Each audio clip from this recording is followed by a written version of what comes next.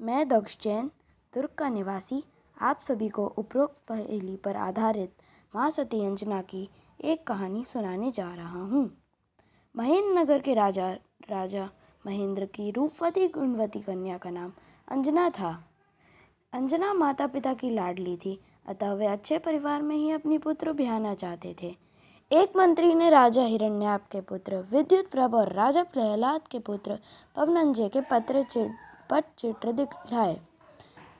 दोनों कुमार बड़े ही सुंदर, हष्ट-पुष्ट शरीर वाले और 72 कलाओं में निष्णात थे, किंतु नैमित्तिक ने बताया है कि विद्युत प्रभ तो युवा अवस्था में ही प्रवज्जित होकर मोक्ष प्राप्त कर लेगा।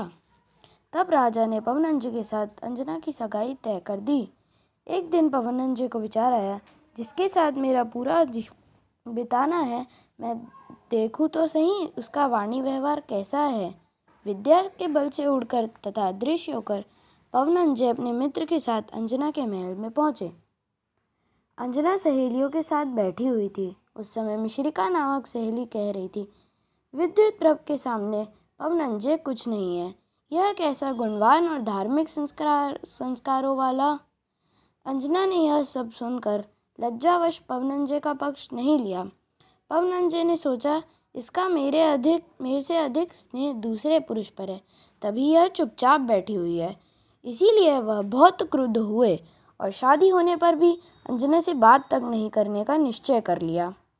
पवित्र हृदय ऐसे झूठे आरोप को कैसे सह सकता था, किंतु आखिर अंजना सती स्त्री थी। मन ही मन पति का भला ही चाहती थी। नमस्कार मंत्र का स्मरण आदि धर्म ध्यान करते हुए वह समय व्यतीत करती थी। इस तरह 12 वर्ष बीत गए। पवनंजय अपना अधिक समय राज्य के काम अथवा युद्ध में व्यतीत करते थे। एक बार उन्हें किसी दुश्मन पर चढ़ाई करनी पड़ी। रात होने पर सेना ने पड़ाव डाल दिया।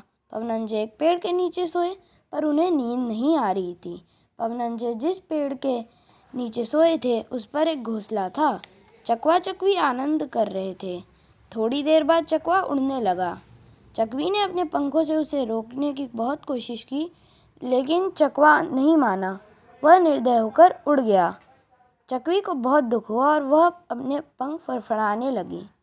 चकवी की हालत देखकर पवनंजय सोचे लगे, इस चकवी को पति का वियोग इतना कचोट हो रहा है, तो बेचारी अंजना की क्या हालत होगी। क्या मैं एक पक्षी से भी गया गुजरा हूँ। उसी समय पवन ने अपने मित्र को जगाया। रातों रात अंजना के पास जाने का प्रबंध किया।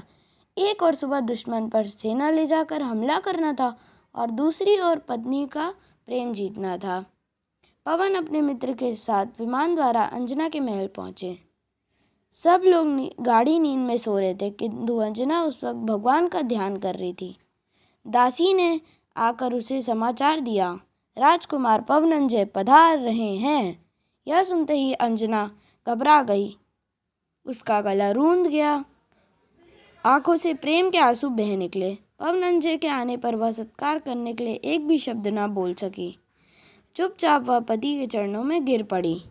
पवनंजय ने अंजना को खड़ा किया, कहने लगी, अंजना तू देवी है। मेरे जैसे अन्यायी पति का दोष भी तू भूल गई। वास्तव में तेरी पति भक्ति धन्य है। दोनों एक दूसरे के दोषों को भूल गए। सुबह होते ही पवनंजय को सेना के पास पहुंचना था। अंजना ने कर्तव्य पालन से नहीं रोका। जाते समय यादगार रूप में पवनंजय ने अंजना को अपने हाथ से नामांकित अंगूठी दी। अंजना ने भरे हृदय से पवनंजय को विदाई दी। अंजना गर्भवती हो गई। कुछ महीने बीत गए। सासू को अंजना के गर्भवती होने का पता चला। सास ससुर ने उसे घर से निकाल दिया। माँ बाप ने उसे कलंकित समझकर घर में आने नहीं दिया। अन्याय सहन न कर सकने के कारण वह नदी में डूबकर मरने को तैयार हो गई। वह नदी में छलांग लगाने ही वाली थी कि उसे विचार आया, मैं निर्दोष हूँ, मैं निष्कलंक हूँ। मेरे घर में जीव को नष्ट करने का क्या अधिकार, मुझे इसकी रक्षा करनी चाहिए। वहीं एक सुंदर पुत्र का जन्म हुआ, जो महाबली हनुमान के नाम से प्रसिद्ध हुए। एक दिन हरनपुर के राजा सूरसेन उधर से होकर कहीं जा रहा था। उसने अपनी भांजी अंजना को दुखमय स्थिति में देखा। वह उसे पुत्री समझकर अपने घर ले गए। उधर पवन कुमार शत्रुओं को जीतकर वापस लौटे। दरवाजे के पास दासी बैठी हुई थी।